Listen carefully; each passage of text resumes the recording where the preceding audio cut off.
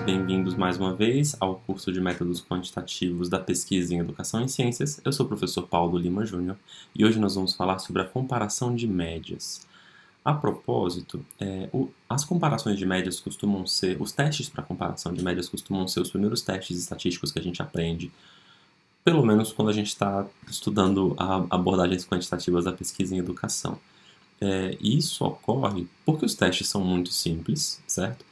Mas porque eles também permitem que a gente se imagine em situações de pesquisa que são muito usuais. Do ponto de vista da codificação das variáveis, todos os métodos de comparação entre médias, eles buscam avaliar o poder preditivo de uma variável categórica sobre uma variável escalar. Vou dar alguns exemplos para que a gente possa entender melhor o que isso significa. Pode ser que você esteja interessado em avaliar em que medida meninos e meninas diferem com respeito ao seu interesse por carreiras científicas e tecnológicas, certo? Se você tem esse tipo de interesse, esse tipo de pergunta de pesquisa, esse tipo de questão de pesquisa, então você consegue atacar essa questão com uma comparação entre médias. Como que você faz? Você quantifica numa variável escalar aquilo que você quer predizer, certo? Você quantifica, no caso, o interesse dos estudantes por carreiras científicas e tecnológicas. E você constrói uma escala para medir esse interesse, certo? E você calcula a média desse interesse nos dois grupos. E os grupos aqui são definidos pelas categorias, pelos níveis da variável categórica em questão. No caso, o sexo. Bacana? Então, o sexo permite que você divida a sua amostra. Tipicamente, a gente pode discutir isso num outro momento, certo? Mas, enfim, peço perdão pela simplificação, permite dividir a amostra em dois grandes grupos. Grupos de meninos de um lado e meninas do outro, certo? Então, quando você tem esse tipo de questão de pesquisa, você consegue atacá-la por meio de uma comparação entre médias. O que você vai fazer? Você vai calcular a média da sua variável escalar nos dois grupos.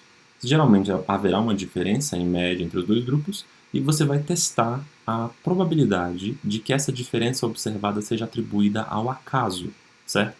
Se ela não puder ser atribuída ao acaso, se a probabilidade de que essa diferença seja casual, se essa probabilidade é muito remota, então nós consideramos que essa hipótese, que a gente chama de hipótese nula, como discutimos na primeira lição, ela é descartada. A gente considera refutada a hipótese nula, e a gente passa a afirmar que sim, existe uma diferença em média, entre os dois grupos que estão sendo analisados.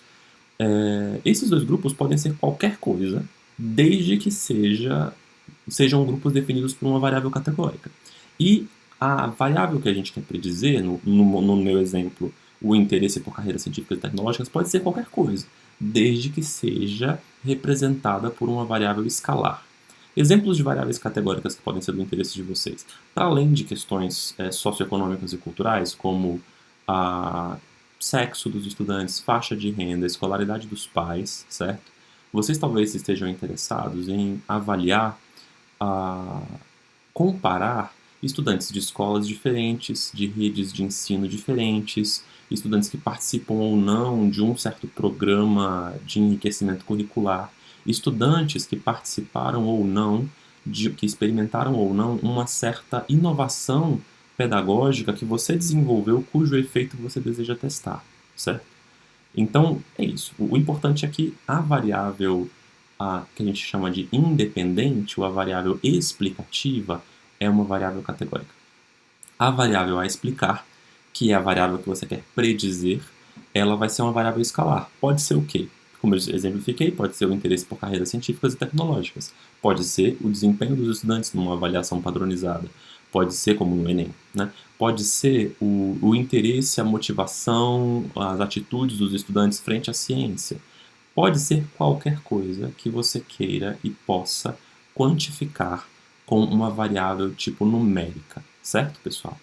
Se você tem esse cenário bastante simples e quer testar, portanto, o poder preditivo de uma variável categórica sobre uma variável escalar, o seu teste é um teste de comparação entre médias. Vamos lá?